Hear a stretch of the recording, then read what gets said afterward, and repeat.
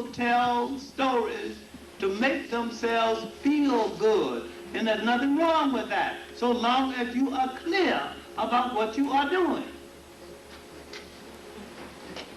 The Hebrews copied African stories to make themselves feel good and said that was us. Then we come down and believe it. When the story of Joseph and Mary, and I've personally seen it, in the Great Lodge of Luxor, was carved in stone. And the story existed 2,000 years before Abraham arrived. The story of Cain and Abel is an old African story, was an old African story before they got there. And there's a whole book of flood stories. Everybody, every culture has its flood story. Now, the Bible is not less a Bible and not less holy because it is part fiction, part history, and part folklore. It is still a book of inspiration. It is still a book of spirituality. And you can separate one thing from the other and keep it. I didn't say throw it out. I say understand it. I think you can get more out of it by understanding it. And what I'm saying is that the Hebrews copied African folklore and integrated African folklore into the book, but they personified it, saying this happened to us, when in fact it didn't happen to them at all.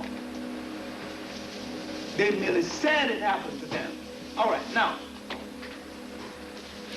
when they had to face the Pharaoh, who knew not Joseph, and when he said, those of you who wish to obey African law may stay. Those of you who do not wish to obey African law will have to go. Those are the ones who left Africa. Now that's the origin of the essence. All the Jews did not leave Africa because some of them said that they could stay and live under African law. Jews remained in Africa. Some of them were there when the Romans arrived thousands of years later. Now, the Exodus is one of the best known stories in human history. And there is not one iota of proof that it occurred. The Bible is not less holy because of it, but this is a part of Hebrew myth. And it is a good story to teach faith. Whether it is true or not, it is a good teaching lesson. Why can't we draw the lesson from it and stop worrying about whether it's true? Now, if you know the geography of Africa, you know that was a 16-mile land bridge connecting Africa with Western Asia. When the Jews came in, they walked in. They could have walked out. So they didn't have to leave by water at all. And if they left by water, they would have to leave further down. And if they left that way, then they would end up in Yemen. It didn't go with the geography. Look at the geography. Look at where the land, this is before the Suez Canal. Thousands of years before.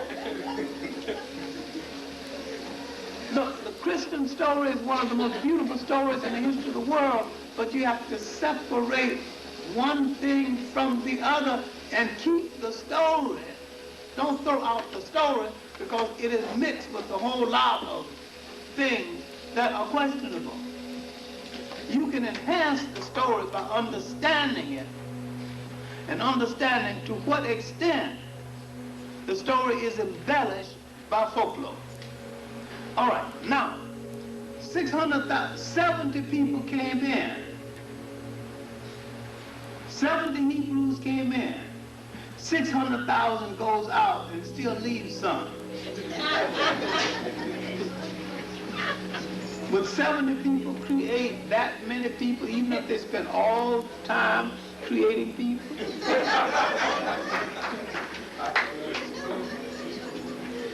So what we have here is that a lot of Africans, not ethnically Hebrew, became converted to the faith. And they were of another religious persuasion, but not of another ethnic persuasion. And then, at this time, religion was so sharp in the minds of each people. Sometimes a religious person in one religion didn't feel as safe as he thought he should, though religious tolerance was much better then than it is now. All right, now what did they take out of Africa?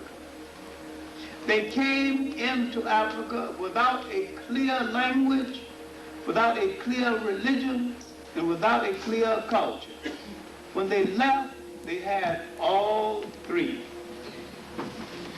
Africa had made the Hebrews a people. The early Hebrews became a people and entered history through Africa. And you do not have to argue about whether they were white, black, or otherwise. The only whites who entered the area were Greeks and Romans. Right. So now if you want to figure out where the white Jew came from, that's the problem.